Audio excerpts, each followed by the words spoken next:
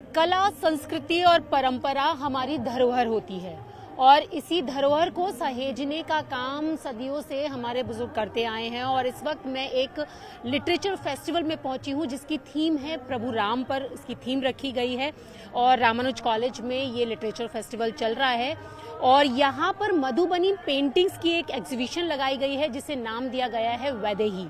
अब आप सोच रहे होंगे कि वैदेही क्या है। वैदेही माँ सीता का ही नाम है जिन्हें वैदेही भी कहा जाता है। तो आप यहाँ पर देखें कि यहाँ किस तरीके से जो एग्जीबिशन है वो लगाई गई है और इस एग्जीबिशन का जो मेन पर्पस है वो ये है कि जो हमारे युवा हैं उनके बीच अपनी कला संस्कृति का संचार किस तरीके से किया जाए। तो यहाँ पर लिटरेचर फेस्टिवल चल रहा है और Vaidehi international exhibition on Ramayana यानी कि रामायण पर बेस्ड ये एग्जीबिशन लगाई गई है। और इस एग्जीबिशन को लगाने का पूरा श्रेय जो है वो यहाँ की जो वैदेही की जो डायरेक्टर हैं सविता झा को जाता है। उनसे ही हम पूछेंगे कि इस एग्जीबिशन की खासियत क्या है, किस तरीके से जो हमारे युवा हैं उनके बीच जो संस्कृति है, जो कला है, उसका संचार करने के लिए वो जो पेंटिंग्स लेकर यहाँ पर आई हैं उसमें क्या कुछ खास है। तो आप देख सकते हैं कि अब हमारे साथ बात करने के लिए हैं सविता झा जिनसे हम बात करेंगे। सविता जी, जिस तरीके से यहाँ पर वैदेही एक एग्जीबिशन लगाई गई है तो सबसे पहले तो मैं ये जानना चाहूंगी कि इस एग्जीबिशन से क्या एक मैसेज जो हमारे यंगस्टर्स है उनको आप देना चाहते हो और किस तरीके से इसकी स्टार्टिंग में क्या शुरुआत है, कैसे ये है? जो मैसेज ये सबके लिए है, सारे एज ब्रैकेट्स के लिए, यूथ के लिए है। खासकर वैदेही का यहाँ पे इस प्रांगण में उपस्थित होना, ये कॉलेज है, टेम्पल ऑफ लर्निंग है, विद्या का घर है और यहाँ पे सारे हमारे जो युवा और बच्चे साथी हैं वो हैं। और जो भारत के जो शाश्वत मूल्य हैं वो उनके लिए अभी भी रेलेवेंट हैं या नहीं है, अभी भी वो कितने उससे तारुफ रखते हैं, उससे कितना जुड़ते हैं या उसके विषय में क्या महसूस करते हैं, ये डेफिनेटली हमें अपने युवाओं तक पहुंचना होगा, उनसे जुड़ना होगा। और जो भारतीय शाश्वत मूल्य हैं, जो परंपराएं हैं, जो बातें हैं जिनमें बहुत गहरी जो मर्म छुपी है, उन सब बातों को युवाओं तक ले जाना होगा। तो वैदेही का जो जीवन है या जो राम का जीवन है अपने आप में, और जो एक इंडिक सभ्यता की हम बात करते हैं, जो इंडियन ट्रेडिशन की बात करते हैं, यह मूलतः उन्हीं को आगे उन्हीं को करना है। तो यह हमारा पर्पस था कि वो जुड़ते हैं, नहीं जुड़ते हैं, कैसे आइडेंटिफाई करते हैं, बहुत समझना जरूरी है। बिल्कुल। तो जो वैल्यूज हैं वो यंगस्टर्स तक पहुंचाना, उसका संचार करना। यहाँ मैं देख रही हूँ कि एक मुझे अलग ही कल्चर देखने के लिए मिल रहा है। ये क्या है मैम, थोड़ा सा इसके बारे में आप मुझे बताएंगे? जी, ये दरअसल जो मिथिला है जहाँ से सीता आती थी, जो सीता का नैहर है, जो सीता का प्रदेश है, जन्म का प्रदेश, वैसे तो पूरा विश्व उनका है, वो वैश्विक है, पर फिर भी जहाँ उनका जन्म हुआ, जहाँ उन्होंने जन्म लिया, वहाँ की जो एक स्पिरिचुअल, मैं इसको आध्यात्मिक परिवेश कहती हूँ, ये धार्मिक नहीं, ये एक आध्यात्मिक परिवेश है जहाँ पर आप मिट्टी में जो है, मिट्टी का पिंड है वो, उसको हम लोग गोसाई घर कहते हैं। वो सीता के नैहर में इस किस्म का ही गोसाई घर होता है और उसको वो, उसमें जो शिव का धनुष है उसको वो बाएं हाथ से उठा करके जो है वो लीपती थी कि गोसाई घर में आप की दिनचर्या आपको खुद ही करनी है, तो उसको वो लीपती थी और कितना बल था उनमें, और जो उनके बाएं हाथ का खेल था एक तरीके से। और जनक जो है वो उनको आश्चर्य से देख रहे हैं कि वो कैसे इतनी बलशाली हैं, और वो अचरज में हैं, और वो तभी समझ गए थे कि वो एक सामान्य कोई मानवीय नहीं है, दैवीय हैं। तो बहुत सुंदर से जो एक कलाकार है, राटी गांव की हैं, महालक्ष्मी कर्ण, उन्होंने इसको बहुत खूबसूरती से जो है एक तराशा है कि super imposition of Sita over दूसरी सीता है, एक मानवीय सीता, एक दैवीय सीता है। तो वहाँ पे उसी परिवेश को पूरा करने के लिए, संपूर्ण करने के लिए, तो यहाँ पर दैवीय सीता को चरितार्थ किया गया है, बताया गया है। यानी कि एक तरीके से कहें कि वैदेही अभी इस पूरे लिटरेचर फेस्टिवल में समाई हुई नजर आ रही हैं। और महिला सशक्तिकरण की बात अगर हम करें, आज के समाज की बात करें, तो यहाँ पर मैं देख रही हूँ कि मधुबनी पेंटिंग्स भी हैं, वो भी वैदेही को समर्पित है। तो हम पेंटिंग्स की तरफ चलते हैं और उसके बारे में आप मुझे बताएं। दरअसल थीम जो है वो मधुबनी पेंटिंग नहीं है, मधुबनी पेंटिंग एक माध्यम है। उस माध्यम से हमने मूल तत्व जो है वो सीता है, और सीता आज के समय में 21st सेंचुरी में सीता को हम कैसे देखते हैं, समझते हैं, हमारे लिए ये बेहद आवश्यक है। तो इसीलिए आप देखेंगे कि बहुत अलग अलग, जैसे एक सीता है जहाँ पे जब वो अपनी प्यूबर्टी को प्राप्त करती हैं, तो जैसे यंग गर्ल्स है, क्योंकि सीता किसी मूर्ति में नहीं है, सीता किसी पेंटिंग में नहीं है, सीता हम सब में है, राइट। तो उस चीज को आप कैसे रियलाइज करेंगे? तो जो एक लड़की बड़ी हो रही है तो प्यूबर्टी को प्राप्त करती है, जिसको हम लोग रजस्वला कहते हैं, तो वो कोई हमारे समाज में कोई एक प्रतिबंध की, बैन की और फुसफुस करके करने की बात नहीं थी। It was a matter of celebration, fine, because एक गर्ल जो है वो वुमेनहुड को प्राप्त कर रही है, स्त्री बन रही है संपूर्ण, वो हेल्दी है, हैप्पी है।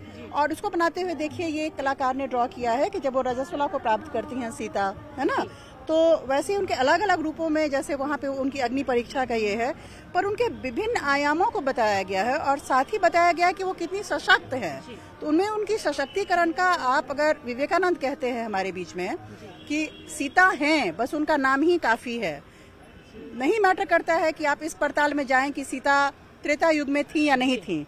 मैटर ये करता है कि बस आप उनके आइडियल को, जो उनके आदर्श है, आप उनको जानते हैं, वो इतनी पावरफुल हैं। यानी कि ये माना जाए कि इस वैदेही एग्जीबिशन के माध्यम से जो माँ सीता की जीवन की जो स्टेजेस थी, यानी कि जो अलग अलग पड़ाव थे, उनको यहाँ दर्शाया गया है। जी बिल्कुल, और उनके विभिन्न रूपों को, जैसे आप देखेंगी कि वो हमारे युग में हमारे साथ जो एक नई, जो एक थर्ड जेंडर का जो कॉन्सेप्ट है ना, तो थर्ड जेंडर को मतलब क्या सीता सिर्फ कुछ स्पेसिफिक ही लोगों के लिए है या सबके लिए है? तो उसमें आप देखते हैं कि मेघाश्री घाटगे ने थर्ड जेंडर के लिए सीता उतनी ही बेनेवोलेंट है, उतनी ही गिविंग है कि वो उनकी शक्ति से, दैवीय शक्ति से प्राप्त होकर के अपने मुखौटे को निकाल के बाहर आ रहा है, उसको उतना सशक्त कर रही हैं। जैसे एक जज है, ब्यूटी क्वीन है, वैसे ही जो हमारे समाज में जो बहुत कगार पे रखे गए हैं या कगार पे खड़े हैं थर्ड जेंडर, उनको वो एड्रेस कर रही हैं। तो ये बहुत ही मेरे ख्याल से बहुत नए आयाम जो है वो सीता के साथ या सीता को संदर्भित करते हुए जो आज के विषय वस्तु है, सीता सिर्फ त्रेता युग में होने वाली या कभी होने वाली एक कयास नहीं है, वो एक वस्तुतः एक एंटिटी है जो हमारे बीच में, फेनोमेनन है जो हमारे बीच में आज भी हैं। और अगर, क्योंकि उनका रेलेवेंस इसी से साबित होता है ना। तो मैम एक और मैं ये एग्जीबिशन आगे देख रही हूँ, ये मतलब पेंटिंग देख रही हूँ, ये बस थोड़ा सा इसके बारे में मैं जानना चाहूंगी कि ये क्या है, और आप मुझे थोड़ा सा दो।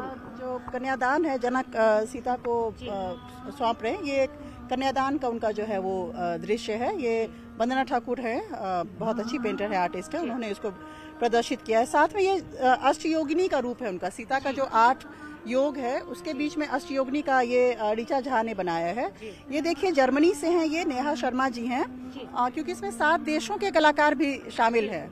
तो ये नेहा शर्मा जी जर्मनी से हैं और उन्होंने बनाया है कि सीता का जो एक environmental, because Sita is mother nature, right, तो वो जो मदर नेचर है वो किस तरीके से आज के जो हम डिवास्टेशन में, इंडस्ट्रियल एज है, हम लोग डिवास्टेट कर रहे हैं सबको, और उस डिवास्टेशन के समय में सीता अभी भी कह रही है कि प्रकृति की रक्षा करो, because she is mother nature herself. So if we care for nature, we care for Sita, right, and that's portrayal Neha Sharma has done beautifully. Now look at this is Aashni Mehta from Gujarat. Aashni Mehta had done, can you look at the colour of, इनके आप रंग को देख रही हैं, क्योंकि सीता हमेशा गौड़ वर्ण में ही सोची जाती हैं कि जो भी सुंदर होगी स्त्री वो गौड़ ही होगी। नहीं, ऐसा नहीं है, जो गौर नहीं भी होगी, गौर वर्ण की नहीं भी होगी, वो भी सुंदर है, सीता उसमें भी है। और आप देख रही हैं कि उन्होंने एक डिफरेंट कलर के साथ प्रयोग किया है, और ये आत्मबल इनका इतना है कि ये इसके साथ किसी भी शत्रु को प्रहार करने के लिए तैयार है। तो सीता एक कमजोर नहीं है। गांधी ने कहा था कि जो कमजोर होगा वो त्याग कर ही नहीं सकता है। मैं देख रही हूँ सविता जी कि यहाँ पर अलग अलग जो दृश्य हैं उनको दर्शाया गया है प्रदर्शनी के माध्यम से, पेंटिंग के माध्यम से। कुछ स्टूडेंट्स भी हैं हमारे साथ, जैसे आपने कहा कि आज के यंगस्टर्स को किस तरीके से कनेक्ट किया जाए, ये कोशिश कहीं ना कहीं की गई है। तो आप लोग आए हो यहाँ देखने या आप सीख रहे हो, आपको क्या लगता है, क्या सीख रहे हैं आप इससे? इससे हमें बहुत ही हमारे जो रामायण के बारे में और भी जानने को मिलता है। हम लोग उनके बारे में जानते हैं, बट इन जो पेंटिंग्स में इन सीन्स को जिस तरीके से डिस्क्राइब किया गया है, उनके अंदर जिस तरीके से जान डाली गई है, ये हमें और भी ज्यादा आकर्षित करती है उनकी तरफ। आप बताएं। ये हमें हमारी संस्कृति से जोड़ता है, हम किस समाज में रह रहे हैं, हमारी संस्कृति क्या कहना चाहती है। पेंटिंग्स एक पेंटिंग उस चीज को दर्शाती है। जैसे वो वाली जो पेंटिंग है आप देख रहे हैं, उसमें माँ सीता शक्ति का रूप धारण करे हुए हैं। वो दिखा रहे हैं कि नारी अगर किसी का ध्यान रख भी सकती है तो वो बुरे काम करने वालों को उन पे प्रहार भी कर सकती है, कुछ भी कर सकती है। ये वाली पेंटिंग माँ सीता की हर एक लाइफ साइकिल को दिखा रहा है। तो यहाँ पर आप बताइए कि अलग अलग जो पेंटिंग्स हैं आपको सबसे ज्यादा कौन सी पेंटिंग कनेक्ट करती है? और अगर हम आज की बात करें कि माँ सीता यानी कि वैदेही से किस तरीके से कनेक्ट कर पा रही है, क्या सीख? यहाँ पे जो पेंटिंग्स है इनमें सबसे अच्छी पेंटिंग्स मेरे को जो लगी वो सीता जो रेलेवेंस कर रही है हमारा नेचर का एंड मदर गॉडेस. और apart from that all this paintings here are described Sita beyond the body and the relevance of Sita as a women and she is depicting all of the women in our world. Ma'am यहाँ पे जितनी भी paintings हैं उसका एक बहुत ही deep और मीनिंगफुल मीनिंग है और हम सबकी लाइफ से कहीं ना कहीं कनेक्टेड है, इसलिए ये वैदेही एग्जीबिशन हम सबके लिए बहुत ज़्यादा इम्पोर्टेंट है और बहुत ही ज़्यादा सीख मिलती है हर एक को. और सिर्फ एक फील्ड में नहीं, हर एक फील्ड से आप हर एक पेंटिंग से एक बहुत ज्यादा डीप मीनिंग देख सकते हैं. तो यहाँ पर स्टूडेंट्स हैं वो भी बता रहे हैं कि किस तरीके से वैदेही यानी कि माँ सीता के जीवन से उन्हें क्या सीखें मिलती हैं और किस तरीके से वैदेही ने यानी कि माँ सीता ने ये भी बताया है कि अलग अलग जो हमारे लाइफ की जो स्टेज होती हैं उसका सामना हमें कैसे बनना है, कैसे सशक्त होना है, एक संदेश यहाँ पर भी दिया गया है. और वापस हम जो सविता जी हैं उनसे भी बात करेंगे. जी तरफ आपको और ले चलना चाहूंगी, बहुत खास है वो. एक है ये जो जिस क्षेत्र से आती हैं सीता, मिथिला से, वहाँ पे एक अलग रामायण, क्योंकि रामायण के बहुत सारे प्रकार हैं, बहुत रूप हैं उनके. लोक में अलग रामायण है, शास्त्र में अलग रामायण है. तो ये मिथिला रामायण से ये छवि है उनकी, लालदास ने उसकी रचना की थी. यहाँ सीता वॉरियर हैं. अमीश त्रिपाठी ने किताब भी लिखी थी, warrior daughter of Mithila Sita करके. तो ये उसी का डिपिक्शन है. ये चेन्नई से, तमिलनाडु से ये कलाकार हैं, अमृता रवि कुमारन. उन्होंने मैथिली रामायण पे बेस करके इसको बनाया है, जहाँ आप देख रहे हैं कि सीता जो काली के रूप में है, क्योंकि उन्होंने सहस्त्र रावण का वध किया था, राम और लक्ष्मण नहीं कर पाए थे. तो ये रूप जो है इनका बहुत ये है. दूसरा एक और पेंटिंग है जहां मैं आपको ले चलना चाहूंगी. ये पेंटिंग है सीता जो श्राप देती हैं. जो सीता का जो श्राप है वो बहुत प्रसिद्ध है. जब वो पिंडदान स्वयं करती हैं, पिंडदान जो कि स्त्रियों को करना वर्जित माना जाता है, तो सीता वो पिंडदान करती हैं और उसके बाद उनको क्वेश्चन किया जाता है कि आपने ये पिंडदान कैसे किया, आप तो स्त्री हैं. और वो गवाह मानती हैं फल्गु को, गाय को, ब्राह्मण को, और वो सब मना करते हैं गवाही देने से. उसके बाद श्राप देती हैं. तो इस प्रकरण को रंजना कुमारी जी हैं, उन्होंने बहुत सुंदर से चित्रण किया. मैम बस एक आखिरी सवाल है कि जिस तरीके से हमेशा से ही घर में बच्चियों को, बेटियों को देवियों की बात बताई जाती है, उनके बारे में सिखाया जाता है, और जैसे कि माँ सीता के लिए कहा जाता है कि वो सहन शक्ति यानी कि पेशेंस की देवी हैं, तो क्या लगता है कि आज के समय में महिलाओं में किस तरीके से आप पेशेंस देख रहे हैं? क्योंकि कभी कभी हमें बहुत बार देखने के लिए मिलता है कि इम्पेशेंस होकर कुछ ऐसे चीजें हो जाती है जो नहीं होनी चाहिए. तो क्या आप अपने स्टूडेंट्स को भी एक मैसेज देना चाहेंगी वैदेही से, वो सीखेंगे? हमारे पास एक चित्र मैं आपको इस विषय में दिखाना चाहूंगी, पेशेंस का क्या मायने है. यह चित्र है, मैं इन दो के बारे में, एक के अभी पेशेंस के बारे में स्किम करती हूँ. इसमें देखिए आप, सीता के लिप्स नहीं है. ये आकृति झा है, सहरसा से उन्होंने बनाया है. इसका मतलब सीता मौन है, वो कुछ बोल नहीं रही हैं, पर मौन जो है वो कमजोर नहीं है. अगर आपके पास पेशेंस है, धैर्य है, तो आपके पास सबसे बड़ा मूल्य है. क्योंकि अगर आपके पास धैर्य नहीं है, आप धैर्यहीन हैं, तो आप पशु के समान हैं. आप मानव हैं, इसका मतलब धैर्य आप में होना, वो धैर्यवान है. वो बोल नहीं रही हैं, पर साथ ही वो दिखा रही हैं कि मौन कितना मुखर हो सकता है. मौन का मतलब कमजोर होना नहीं होता है. जब आप मौन होते हैं तो आप बहुत बल धारण करते हैं. बहुत पेशेंस और बहुत गुण चाहिए मौन रहने के लिए. बोल तो कोई भी सकता है. तो सीता को ये दिखाने के लिए कि मौन में बहुत बड़ी ताकत है, मौन बहुत बड़ी शक्ति है. ये सारे बच्चों को भी मैं कहना चाहूंगी, और सारे जो आपके प्रोग्राम देख रहे होंगे उनसे भी कहना चाहूंगी कि धैर्य और मौन, हाँ, तब आपको चुनना है कि आपको कहाँ बोलना है और कहाँ मौन रहना है. यह जो विवेक है, यह विवेक बहुत आवश्यक है. यह विवेक आपको रखना होगा, स्त्री हो, पुरुष हो, कोई भी हो. यह मौन और मुखरता के बीच का जो एक दायरा है, जो एक दूरी है, उसको आपको समझना होगा. और आपको अपनी शब्दों का इस्तेमाल, शब्द ब्रह्म है ना, तो शब्दों का इस्तेमाल बहुत चुन करके, बहुत सोच समझ करके और समय से करना है, वरना वो आपकी कमजोरी भी बन सकती है, आपकी मुखरता.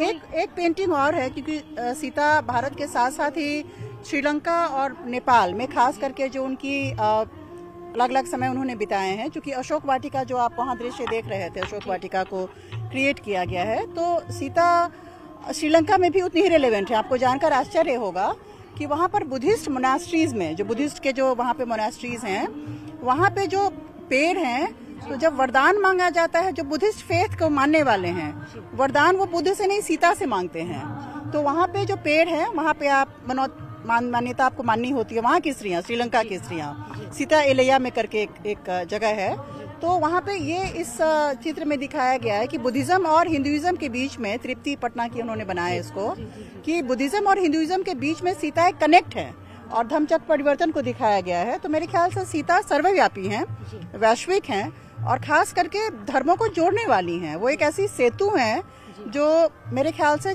जोड़ती हैं, तोड़ती नहीं हैं। तो यहाँ पर वैदेही एग्जीबिशन में जो पेंटिंग्स लगाई गई हैं वो कहीं ना कहीं अलग अलग सीख दे रही हैं। और जिस तरीके से सविता झा जी ने भी बताया कि धैर्य होना, धैर्य रखना और मौन होना, ये व्यक्ति पर निर्भर करता है कि कब उसे धैर्यवान बनना है और कब उसे अपने मौन को तोड़ना है। और यहाँ तक कि उन्होंने ये भी कहा कि किसी के मौन को कमजोरी नहीं समझनी चाहिए। तो इन चित्रों के माध्यम से यही सीख हमारे युवाओं को देने की कोशिश यहाँ पर की गई है। कैमरा पर्सन संजीव वर्मा के साथ रचना, न्यूज़ 18 दिल्ली।